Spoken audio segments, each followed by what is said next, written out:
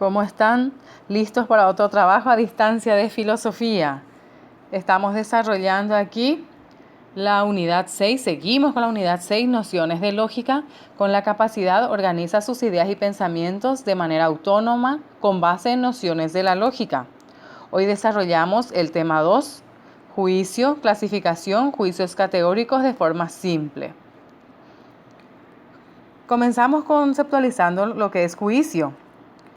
Juicio es una relación entre conceptos que se caracteriza por constituir una afirmación. Entonces son dos conceptos dentro de una misma afirmación. Todo juicio asevera algo, por lo tanto todo juicio puede ser verdadero o falso. Ejemplo, el sol es una estrella. Esta es una afirmación. Pero aquí también nos aclara que no toda oración expresa un juicio. Por ejemplo, las oraciones interrogativas, exclamativas e imperativas no expresan juicios. ¿Por qué? Justamente porque no constituyen una estructura y no tienen las características de una afirmación. Porque justamente las oraciones interrogativas están preguntando. Las exclamativas tampoco reúnen la característica ni la estructura. Y las imperativas exhortan. Entonces no constituyen juicios. La clasificación, juicios categóricos de forma simple. Los juicios pueden clasificarse según su relación. Juicios categóricos, cuando se afirma algo sin condición alguna el predicado del sujeto. Entonces es categórico, no hay lugar a dudas. Ejemplo, los animales son seres que tienen vida. Eso es algo categórico, no se puede desmentir, no puede decirse otra cosa de él. Entonces se dice que el juicio así es categórico. El juicio hipotético es cuando el predicado conviene al sujeto previa condición. Ejemplo, si el pueblo en su mayoría votara por un político corrupto, aumentaría la pobreza en la sociedad. Si el pueblo en su mayoría votara, dice, es una hipótesis que da. Entonces, si el pueblo en la mayoría votara al político corrupto, es posible también que aumente la corrupción. ¿Sí? Que aumente la pobreza en la sociedad. Entonces, depende, aquí también tenemos que ver el verbo que da en el caso hipotético, da la posibilidad en el condicional. Si votara, si aumentaría la pobreza. Si votara. Juicios disyuntivos. Son los tipos de juicios que cuando se presentan alternativas de uno u otro predicado. Por ejemplo, aquel hombre está ebrio o se haya dominado por una pasión intensa. Entonces aquí le tenemos al sujeto, aquel hombre. ¿Qué decimos del hombre que está ebrio? O también decimos que puede estar dominado por una pasión intensa porque ocurrió algo y reaccionó de una manera que llamó la atención, entonces nosotros emitimos ese juicio. Pero el juicio es disyuntivo. ¿Por qué? Porque aquí el nexo, la O, ¿verdad? La vocal O en este caso hace de nexo disyuntivo. O está ebrio o se haya dominado por una pasión intensa. Por eso es necesario recordar esto, porque estos constituyen los elementos del juicio. El juicio consta de 3 elementos principales imprescindibles.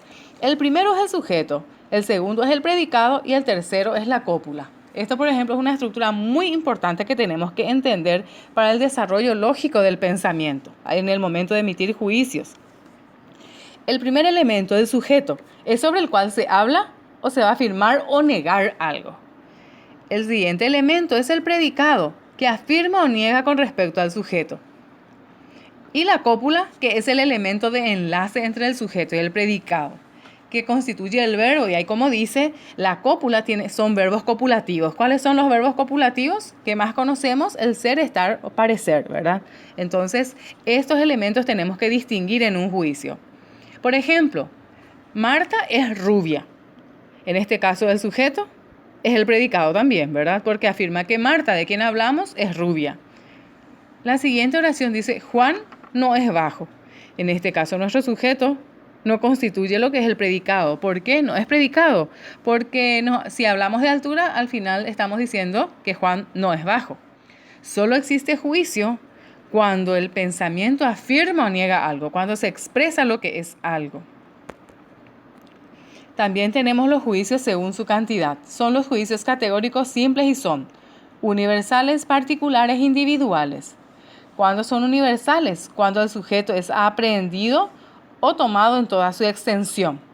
El predicado se atribuye a toda la extensión del concepto. Por ejemplo, todo ser humano tiene una morfofisiología. ¿Qué significa esto? Que un ser humano tiene que estar compuesto de manera anatómica, que nos da la forma del ser vivo, del ser, ¿verdad? Y también en la parte fisiológica, que como tiene vida, tiene una función y unas funciones dentro de sí mismo, ¿verdad? Juicios particulares. El sujeto es tomado como una extensión limitada, parcial. Ejemplo, algunos seres humanos son filósofos. Entonces, el resto de los seres no lo es. A eso se refiere particular, a las características que constituyen solo a un grupo. Juicios individuales. Es más específico. El sujeto es tomado en forma singular. Ejemplo, Marta es ingeniera. Aquí se toma al individuo de manera particular. Juicios según su cualidad. Podemos también distinguir dos tipos de juicios. Los afirmativos son aquellos que indican el predicado del sujeto.